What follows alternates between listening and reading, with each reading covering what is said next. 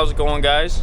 So I'm heading out to the field to do the first spring field work for 2025. We put 2 passes of fertilizer on our winter forage crops, usually right around the beginning of March and then the beginning of April, depending on the weather. So today is March the 4th. I'm starting at what we call the quarry farm. It's the fields that we harvested first last year. It was that really dry silage. So we went in that week after and no-tilled in some triticale winter forage. It's a cross between wheat and rye. So it's just a type of grass. Plan to mow this then the end of April, put it in the silo for forage. This crop we like because it's a cover crop, protects the soil over the winter, and it also just takes advantage of the late fall and early spring growing weather. Any sunlight and moisture, it's capturing that, turning it into quality cow feed. These fields get manure, that's where they get a chunk of their nitrogen, but we also like to give extra nitrogen. It makes a big difference. Just helping this stuff to really get going and have the maximum protein levels and make the best feed possible. So this stuff was seeded middle of September and it had enough moisture, took off, covered the ground nicely. This is what we want it to look like over the winter. Some of our fields are not this well established. We had basically a drought last fall through October, November. We didn't get hardly any moisture, so the later seeded stuff barely took off until late in the fall when we finally got some rain. Anyway, about half of our acres are gonna look more like this and then half are gonna be more bare, but it should take off in the spring now that we're getting moisture, hopefully more moisture soon, and starting to heat up again. Today it's supposed to get up to about 50 degrees. Should get sunny this afternoon. Tomorrow they're calling for, looks like over half an inch of rain, 60-degree weather, so spring's coming and stuff's gonna start really taking off soon. Did some repairs on the sprayer, had it out yesterday, cleaned it up, washed it out, and made sure all the nozzles were working. So I'm hoping this morning things work like they should and we can get going right away here.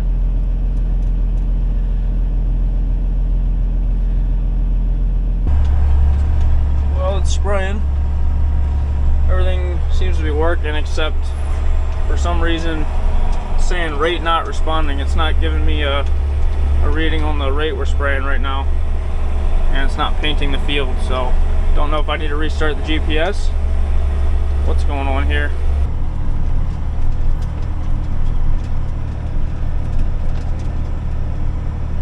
Didn't start quite as smoothly as I was hoping. The controller, for whatever reason, it wasn't spraying on the automatic mode. I got a hold of somebody that knows how to work with these Easy Guide 500 controllers, and we tried a few things and now it's working right. Not exactly sure what we did because it just kind of started working. It seems like every year when I start using it in the spring, something doesn't quite want to work right at first. So this does mapping and then it's automatically adjusting the flow. I got some rented acres done, now back at the home place, working on this field right around the buildings. Sun's out.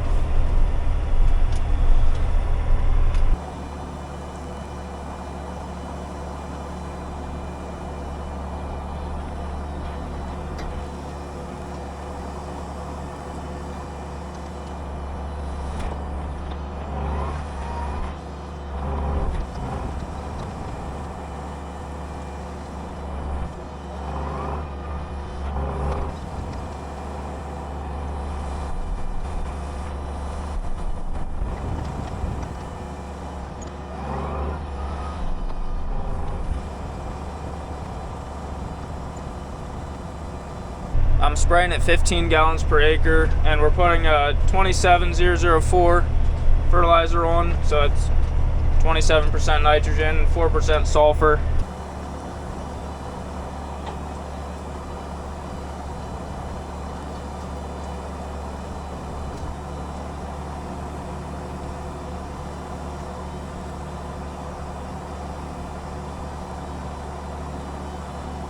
Hey guys, so it's a few days later. I got all that fertilizer sprayed. All but about 30 acres that wasn't really growing that much yet. Decided just to wait to spray that till maybe next week. Today we just brought this gate in from group 3 out in our milking barn.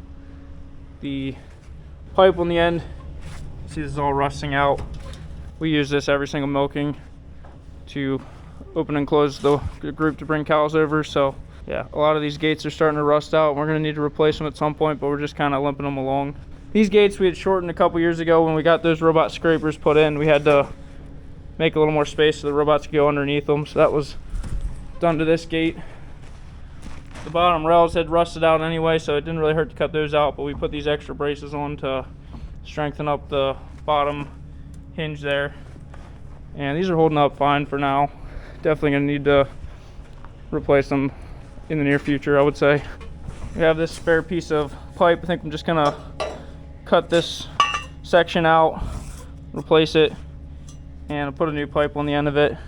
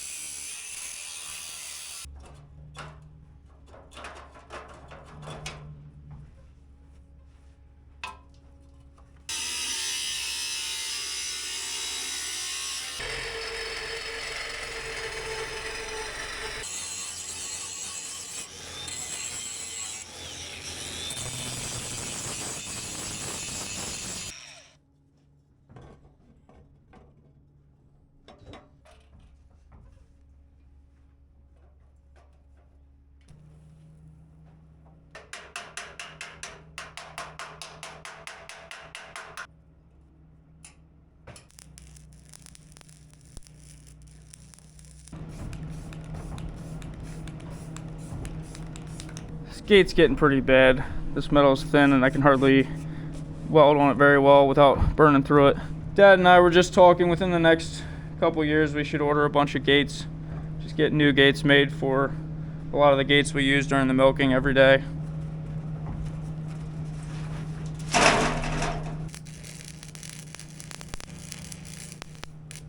Just gotta make sure we mount this new pipe at the right spot now.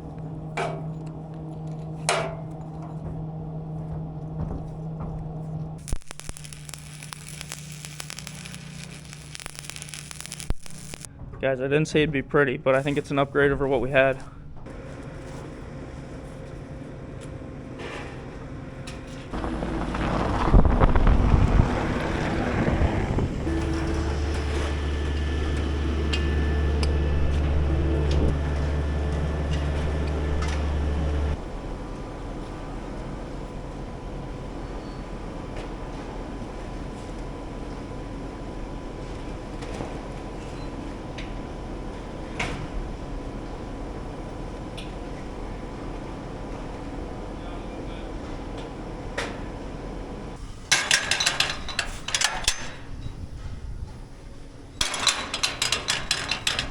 Yep, should do it for a while. Every single one of these gates, it's over 20 years old now and it's just starting to rust out. All the bottom rails and yeah, stuff's just kind of getting flimsy. Today we want to tear down the rest of this feed room building. We took all the metal off the walls and the roof, and now it's just a matter of getting all this wood out of here.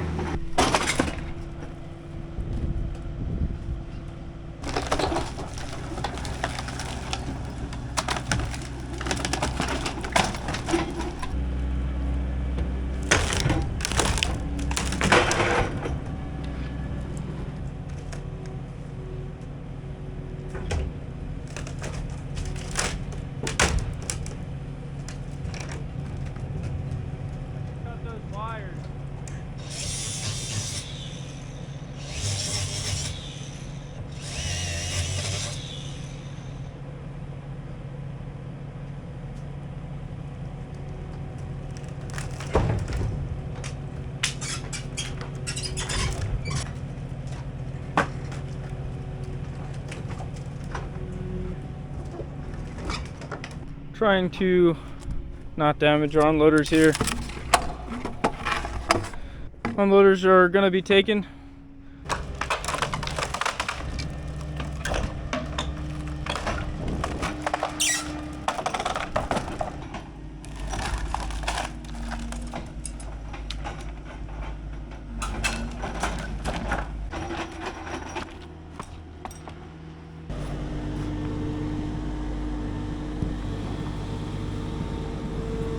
couple junky sections of conveyor we got out. Stuff was sitting on the floor and it just sitting in the moisture all the time, is rotting out. That's all I'm gonna help with for today. Have good access to the 2 silo unloaders. Dad might work at more of this afternoon. I'm not gonna be around. He might get some more done yet. These sealed silos with bottom unloaders, it's a completely different concept than what we're doing with our new silos.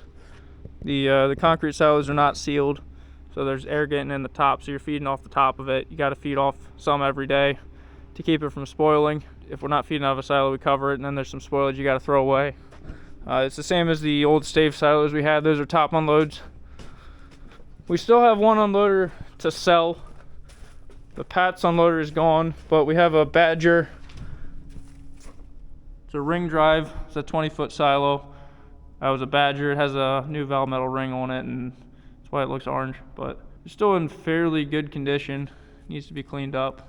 If someone's interested, we'd sell it for, I'll just make an offer.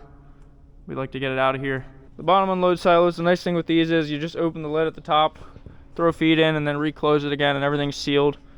Feed's out of the bottom, so you're getting the feed that was in the silo the longest first. So there's some advantages to it, definitely some downsides.